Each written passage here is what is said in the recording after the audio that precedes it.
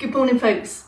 Happy Friday. It's another early one. If you were just, having a scroll through Facebook, perhaps catching up with some incidental things, and you've wondered why I've popped on your screen at 7:30, need to do it a bit early, just an early service as opposed to a late service again today. So if you're on catch up, it'll make no difference to you. You might have just tuned in at just before 8, so I could pretend that it's 8 o'clock, but I don't want to give you fake news. It's not. If you're watching this on catch up and you think it's 8 o'clock, it's not. It's 7:28. Who is there? Who's coming in for a bit of even earlier bird news? Morning, Sandra. See you next weekend. Will be great to see you there. I'll be the one in pink with a big black beak. I'm guessing I won't be the only flamingo there. I'd be really surprised, actually. Maybe it's some kind of it could become some kind of annual secret meeting for people who like dressing up like flamingos. I'll have a slip of coffee on that. What's the report?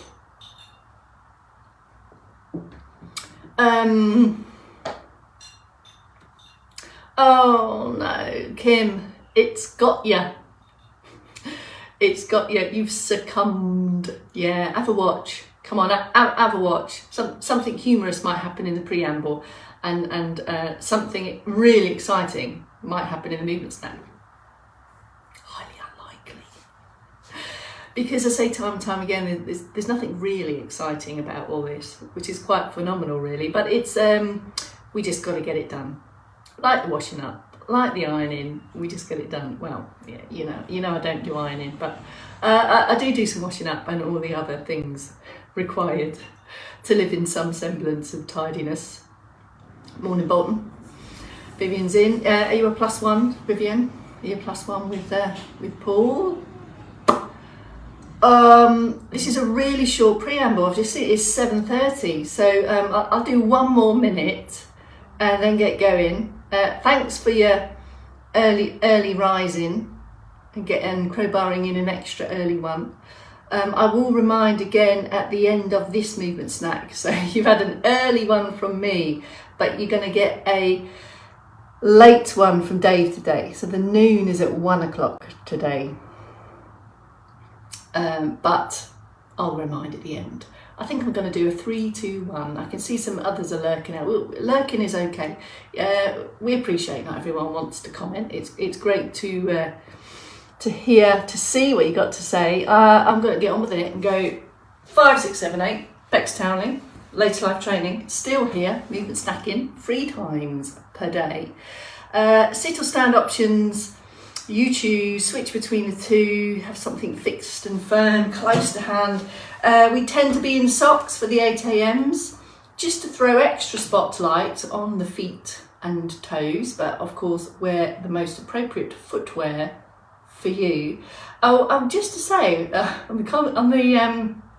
in relation to my pre-message today, I didn't know that was a cover. That Tiffany song, I thought Tiffany looks different.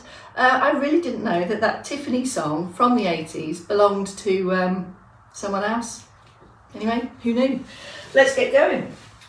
Sack boost to start. It's warm, really warm here today in Barbados. I've got an armpit sweat on already, just thought I'd share. Here we go for your standing prompts circ boosts. Bit of extra uplift. Come on, bit more activity. Active standing will support better balance as opposed to slumpy standing. Lift and lengthen, weight even across both feet. Get going, start steady, stay steady. Extra ankles, feet and toes on the go. And if you want to bring in the arms here, starting one then t'other, and if you know that external support is good for you, have that to the front of you so you can switch between the two, or arms and legs together if you're happy to do that without concern. Or you might want to go for a wander. So just keep it ticking over, tickety-boo. Can you feel the deeper breaths coming in? Movement of the arms from the shoulder, so keep that slight elbow bend, and just be more mindful of standing more upright, steady stuff, arms and legs, or you might want to park the legs, go a bit slower and bigger on the top end. So just have a play around with that while I just put in the seated prompts into active sits if you haven't already. Oh, all right, Moosh. Visitor. Yes, you're going to probably need to come over here. Okay, have a hip walk forward. Give your tail an extra wag for that, folks. All moving parts on the go, from left to right. Start steady, stay steady. Thank you, Emma, for that perfect demo. Single arms, double arms in sits, entirely up to you. You might want to go for a bit of a diagonal sideways as well. Keeping the trunk lifted as you do this, folks. She's coming in for extra moving parts of the tailbone. Get your tailbones going. And if you would, here please. Ankles, feet and toes. Feet back a little bit, get the heels going. Okay, I think you can just about see my feet there. And then go for the low lift if you would like. Adding it all together, you know, all in the mix if you'd like. When the arms and legs move together, you're going to need more activity, more stuff working to prevent rock and roll and shift and slump. So extra tense bits in the middle, lightly tense. You should be able to be comfortable to maintain your normal breathing. If you start to feel that the breathlessness is getting a little bit too much than what you'd like, just have a pause, have a breath, just put in a little bit smaller movement, a little bit of heel raise or drop movement down to one moving part, or make them smaller and slower. And this is essentially how we control effort and breathlessness. The size of the movement, the pace of the movement, the duration of the movement. All of these things will contribute to how breathless you are. So just a little bit of light lifting intensity and some deeper breaths is what we're after. Irma is in my usual spot for one knee positions. So I'll just start here on the tree over the top end, raise and lower through the shoulders, or you might be in stand, keeping the head still. You might want to nudge up to some support, or just have a little bit of lean in through some fixed firm support. That might just give you a bit more confidence to move more freely. So that's the raise and the lower, and then as soon as you're ready, add in extra movement there, bringing in the backward circle and extra squeezing through the shoulder blades. So more movement at the top end. We'll just come and have a kneel besides here. 4 or 5 good ones of these. Big squeeze, getting your ribbage and your middle and upper back going. Any arm activities that you're going to be doing today are going to need your shoulders and your upper back and your shoulder blades on the go. So we're just getting them ready for your day.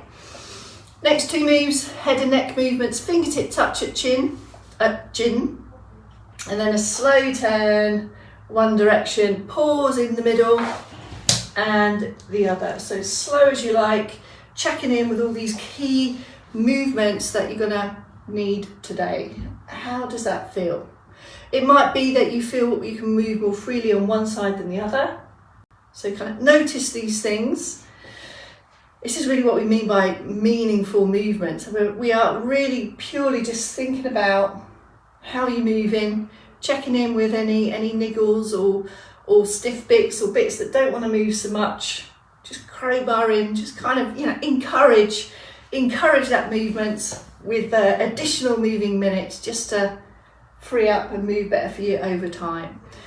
Any head movement, head turning and trunk movement has potential to increase the balance challenge due to our vestibular bits and our vision. All of these are inputs to balance. So that's why we say take this head turn really slowly, see how you feel, make sure it's comfortable.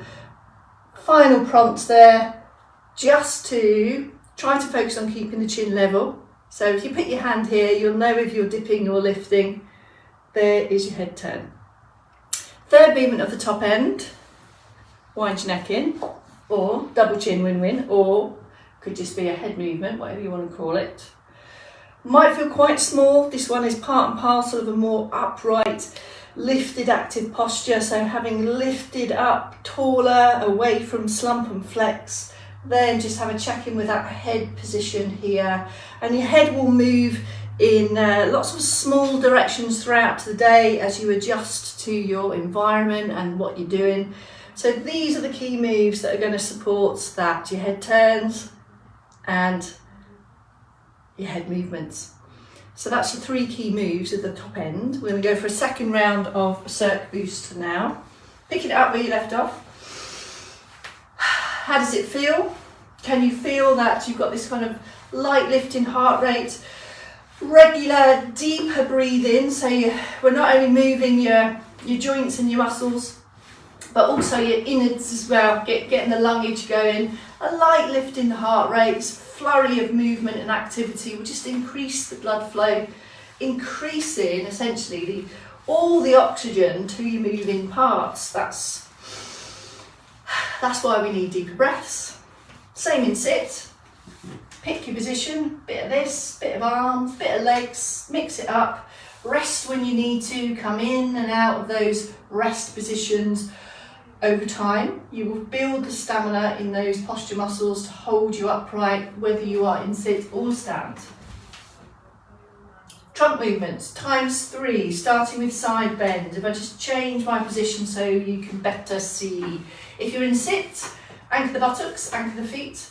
Small movement, bend and return. Start small, all the successful stuff, all the can-do stuff, and then as that feels more comfortable and you feel more confident, you can reach a little bit further. Keep this moving. Pause in the middle, set everything up for success, bend and then return. You might want to go in for a slump. It might feel quite effortful to remain upright, extend and then bend. And we're just getting the trunk, the spine in the best possible position to take a sideways bend. Simple as that. And we need a sideways bend whenever you need to sideways bend. There you go. Same in stand. The additional consideration in stand, of course, is balance. So take a wider position on the feet and the legs. A little bit of knee bend. This gives you extra stability. You're going to get a bit of tension in your thighs. There's the bend and return. You can see I'm bending towards the support first. If you know support is going to assist and give you confidence to move more freely, best to have that support in front of you. That way you can maintain contact whether you're going left or right.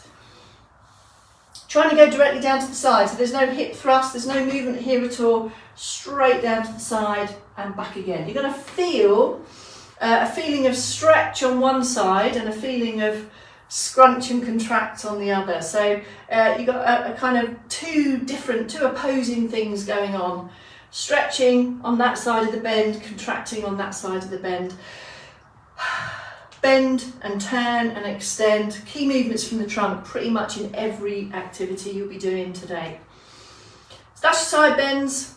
Let's move on to the turnage, the trunk turn, setting up that wider base of support again so that as you take the turn you can feel balanced, keeping the hips as still as you can, but comfortably so. Without the arms, relax the arms down by the side. There's the turn and a return, pausing in the middle each time. Again, support to the front of you and use that to your advantage. Have a slidey to the side and then back to base. And you're feeling this all around your middle bit, front and back. Have a play with those seated options.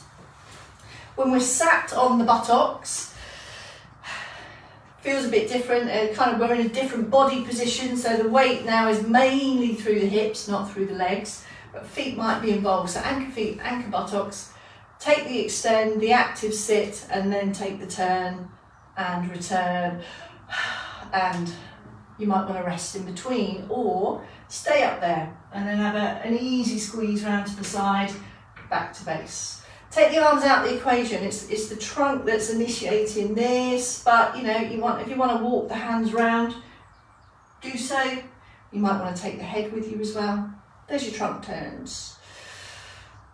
Well, I'm just going to give you a list of things what you need trunk turns for: washing, dressing, showering, have a bath, moving in bed, all gardening, every activity, walking needs trunk turning, reaching over your shoulder, all of this stuff. And if we start to feel restricted in these key movements, then obviously something else has to work even harder. So we're just trying to keep everything in check, doing the best it can for you. Third movement of the trunk pitch is the back extension. So you might want to have a slump. Just feel how that slump is. So you get this tilt and this shift back, this kind of roll back towards the coccyx and this curvy shape.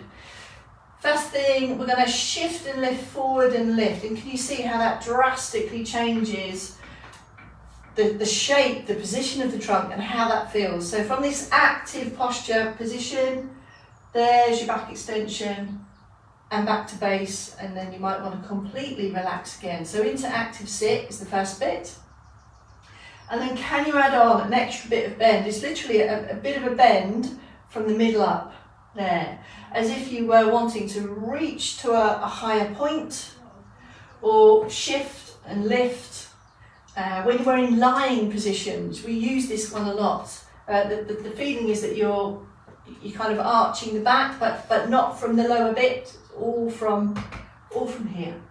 If you're in stand, hands on the table for support. Feel balanced across your feet. There's your back extension in stand. You might want to try it with your hands there in the front of the chest, or front of thighs, or back pockets. Now she wants to go out again. She can't make up her mind. Go on, yes. That's your 3 movements of trunk: side bend, turn and extend. Third round circ boost, pick it up where you left off. Extra ankles, feet and toes now. So extra heel lifts, find your toe hinges, maybe have a glance down to see what's going on with your feet. Maintaining the feet hip width apart, that will all help with balance. Last flurry of arm moves. Last flurry of slower and bigger on the top end. Now you've got your trunk moving as well. This one should feel easier also. And we're ready for ankle moves, ankles, feet and toes. If you're in stand, what about? Have a glance down, hip width, toe hinges first. So go for a good old squeeze up of the heels. Get just a little bit of pressure through the balls of your feet and your big toe. You might want to do some toe scrunches in stand, and then set yourself up for the ankle movement here. A little bit of knee lift from the hip there. Have a glance down, pointing the foot, trying to get the toe where the heel is, making as much room for that foot as you can. To do the other leg, have a step round, have a step round, have a step round. There's the other side. There. And if you don't need this external support, don't use it. That does mean there's extra requirement for balance here. So at any point, if you want to step out of that and start that again, if you start to feel a bit wobbly, take control of that with your feet. Any amount of adjustments and extra steps that you can confidently crowbar in here are all of value. And then when you're ready, into the big strides, deliberate strides, just to finish that off and bring all those moves together. That's your standing options. Seated options for ankles, feet and toes. You might want to hip walk back into the chair, low lift of the foot. Keep the foot close to the floor. This will give you more range of motion. Extra squeeze through toes. Have a look, be specific. Not just a wiggle and a waft. You can crowbar in one of those if you want, but it's not really specific to how we use the feet for walking. So there's one option. And have a hip walk forward. And you might want to try the similar range of motion that we did there in stand. This is going to bring in some extra hip as well. Both sides, 4 or 5, so it's quality range of motion, not loads and lows that we're after.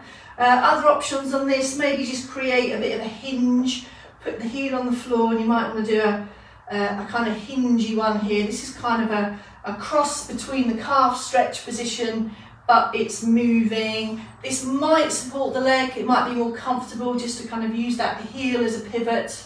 Of course, what we do lose is the pointy bit of that, so it more focuses on the toe pickup, whereas we want a bit of toe point as well, so we can get the foot extending. And then crowbar in some foot placement rehearsal. Look, heel through to ball of the foot, bring in the arms if you want to. There you go. That, folks, is all your key moving parts that you're going to need today. Anything else that you want to crowbar in? Maybe some extra back end squeezes, maybe some over the tops. Head still, checking in with those bigger ranges of motion. Maybe some elbow backstroke, or shirt off as I call it there. Any maybe a little flurry of heel raises, maybe a little flurry of knee bends, maybe a little flurry of where's my keys, just to get the brain going in this final minutes, and even a little bit of wavy arm thing if you want, just to go, I am now ready for the day. All of that. That was just an extra, a wavy arm thing finale. All right, Super G, didn't realise we were on an early, did you miss the, if you didn't refresh the feed, my 7:30 call wouldn't have come to the top. So apologies for that, folks, if you didn't catch it. Right, reminder, alert.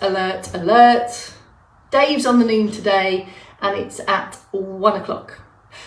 The noonday movement snack is at 1 o'clock today, Friday. There he is, Dave's just come in. 1 o'clock for a Dave and 4 o'clock for a Kels. And I think Dave's on my 8 tomorrow as well. He's picked up on that for me tomorrow. So I think the next time I see you is Sunday. Until then, folks, have a great weekend. I think it's going to be a warm one. Bye for now.